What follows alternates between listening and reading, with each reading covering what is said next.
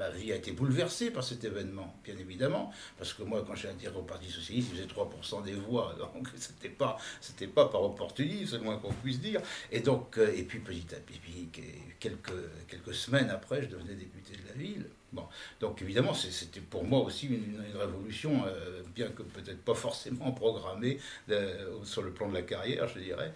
Bon, enfin, c'est comme ça, c'est la vie, c'est plein de hasard. Et donc, je me présentais dans cette circonscription, je m'étais déjà présenté avant, j'ai bon, évidemment eu un échec. Bon, et puis là, à 33 ans, je me retrouve député dans cet hémicycle où il y a plein de socialistes, où je retrouve des tas de copains que j'ai connus dans les manifs, ici ou là. C'était un peu drôle. C'était cette génération de mai 68, quelque part, qui se retrouvait député. Il y a évidemment l'aspect impressionnant de la maison, bon, l'aspect institutionnel, le sentiment d'avoir de lourdes responsabilités sur les épaules, et puis en même temps, un clin d'œil de l'histoire, un gag. Figurez-vous que nous avions fait toute notre campagne sur un certain nombre de thèmes, et notamment les nationalisations. Et on allait nationaliser notamment les industries de l'armement et le fleuron des industries de l'armement, Dassault. On allait nationaliser Dassault. Je rentre dans l'hémicycle et la séance est présidée par le doyen de l'Assemblée nationale, député qui Marcel Dassault. Et je me retrouve donc dans cette majorité de gauche avec une assemblée présidée par celui qu'on voulait nationaliser. Alors déjà, on apercevait que l'histoire finalement est pleine de contradictions et la suite allait le prouver d'ailleurs aisément. C'était une période intéressante. Quelque part, il y avait un peu une redite du Front populaire en version moderne. Il y avait un peu de ça d'ailleurs, l'augmentation du SMIC, la diminution de l'âge de la retraite, les horaires de travail, les horaires de la semaine, le temps de travail dans la semaine, tout ça c'était je dirais des réformes qui avaient déjà eu lieu avant, on allait un peu plus loin. Bon, et puis évidemment beaucoup de nouveautés en fonction de la modernité des temps. Et puis évidemment cette réforme qui supprimait la peine de mort, qui était très emblématique, qui était une réforme demandée par tous les socialistes de la planète à l'époque. C'était symbolique un peu aussi de ce côté-là. On n'était pas les premiers, hein, mais c'était sans doute en France que ça a été le plus spectaculaire. Quelque part, c'était le symbole de la fin du Moyen Âge, quoi, parce que la peine de mort, c'est vraiment le Moyen Âge. Et puis, vous êtes dans l'hémicycle, il y a un grand silence, et puis le garde des Sceaux, Robert Badinter, monte à la tribune. Mesdames et messieurs les députés, j'ai l'honneur de vous proposer l'abolition de la peine de mort, la phrase qui tombe dans un hémicycle de silence.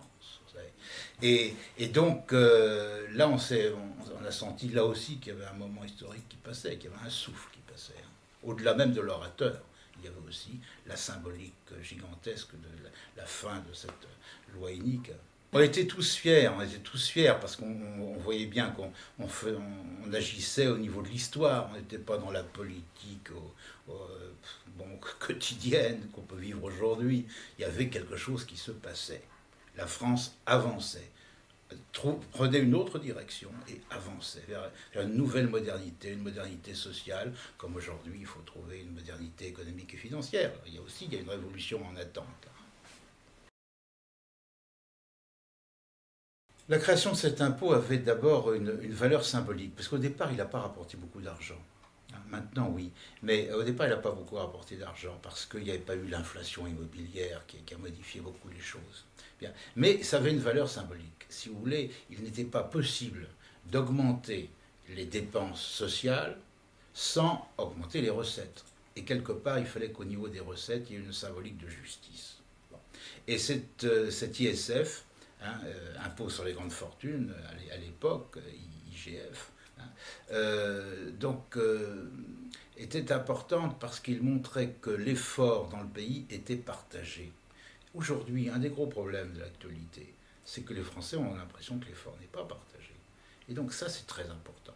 Et d'ailleurs, peu de temps après, en 86, Chirac a aboli l'impôt sur les grandes fortunes, il a fait une politique magistrale. La meilleure preuve, c'est que ça a été rétabli et plus jamais ça n'a disparu, encore que on se pose des questions aujourd'hui. Peut-être une deuxième erreur va-t-elle être commise. D'abord, j'ai senti quand il a su que la victoire était sûre. C'était, si j'ai bonne mémoire, un meeting à Nantes. On le voit descendre de sa voiture, il enlève son par-dessus et entre les dents, il avait une rose. Hein, qu'il tenait entre ses dents. Et il avait un air d'un type qui va gagner la partie, le match, là. Je me suis dit, ça, c'est bon. Il a des informations, on est sur la bonne voie. Bon, et puis Mitterrand n'est pas devenu chef d'État avec l'élection présidentielle. Mitterrand, il avait ça en lui. Quand vous voyez Mitterrand, même 10 ans avant, hein, dans les couloirs du Parti Socialiste, ou les sous-sols de l'Assemblée nationale, vous sentiez qu'il y avait un homme d'État qui passait. Parce que, vous voyez, Mitterrand, c'est comme ça. Hein. À mon avis, il a toujours été président de la République dans son crâne, parce que physiquement, ça passait. Le 10 mai ne l'a pas changé. Non, le 10 mai ne l'a pas changé. Ça, je crois pas. C'est peut-être le seul d'entre nous qui n'ait pas changé avec le 10 mai. Il avait intégré complètement ses futures fonctions. Je crois qu'il avait, peut-être très jeune, intégré le sentiment qu'il était destiné à gouverner la France. Je crois même qu'il avait ça en tête avant la guerre. Avant la guerre. Donc il avait 20-25 ans, il avait ça en tête. Bon, et donc quand il est devenu chef d'État, finalement, c'était pas l'aboutissement, c'était le démarrage de quelque chose qui aurait dû se produire même beaucoup plus tôt d'après lui.